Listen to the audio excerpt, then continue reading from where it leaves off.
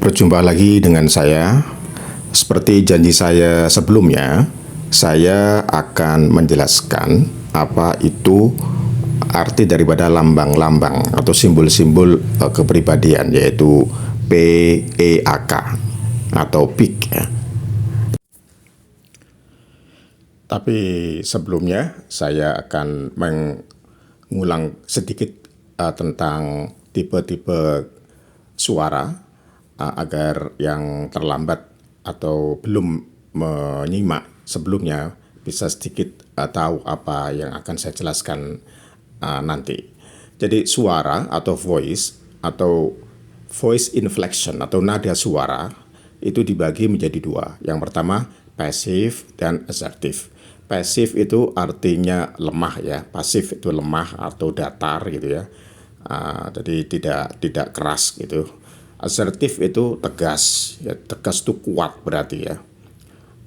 Pasif itu dibagi lagi menjadi dua, yaitu yang suara yang monoton, monoton artinya datar, dan suara yang ramah atau friendly ya. Jadi ramah itu maksudnya yang lemah ya, lemah tetapi tidak datar. Jadi lemahnya lemah yang bernada ya, bernada yaitu ramah ya. Jadi suara yang ramah. Kemudian yang asertif itu dibagi menjadi dua, abrupt dan upbeat. Abrupt itu kasar ya, menurun. Jadi misalnya kita mendengarkan orang berbicara seperti ini di telepon, oke, itu kan berarti itu turun ya. Seolah bukan kasar dalam pengertian ucapannya kasar, tapi nadanya itu menukik begitu ya. Kemudian upbeat itu sedikit agak bernada gitu ya. Jadi agak dinamis kayak gitu.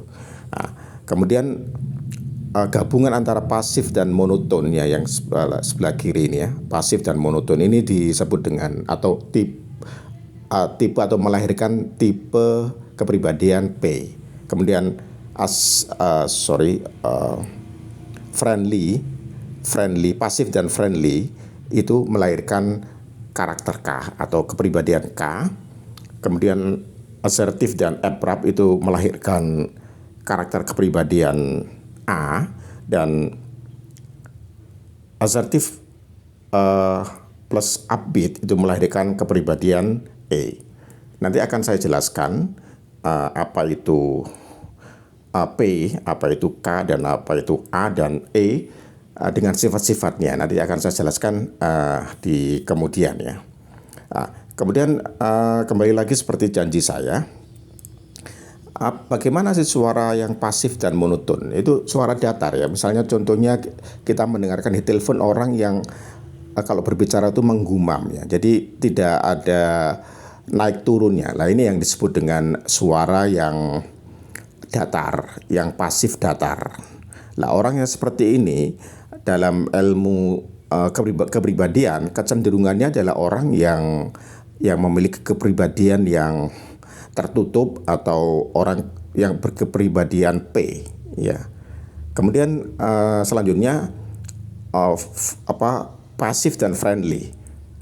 Pasif dan friendly ini melahirkan kepribadian K. Jadi suaranya ini seperti kultur kita kebanyakan orang Indonesia, yaitu yang dikenal dengan masyarakat yang ramah tamah ya. Jadi suaranya hampir kebanyakan ya, khususnya yang kita dengar untuk suku-suku tertentu ya, misalnya suku Jawa. Tapi sebenarnya bukan hanya satu suku Jawa saja, tapi pada umumnya masyarakat Indonesia ini adalah ramah ya. Jadi suaranya juga enak gitu. Jadi lembut ya. Misalnya oh ya. Jadi enak ya, didengarkan enak. Jadi kalau di telepon kita mendengarkan suara seperti itu, kecenderungannya itu adalah kecenderungan orang yang berkepribadian K. Kemudian yang tegas asertif dan upbeat, setengah kasar. Ini bukan berarti harus untuk suku tertentu yang seperti ini, tidak ya. Ini pada saat kita berkomunikasi, khususnya berkomunikasi dalam bernegosiasi, berbisnis ya, atau personal ya. Jadi suaranya kalau yang asertif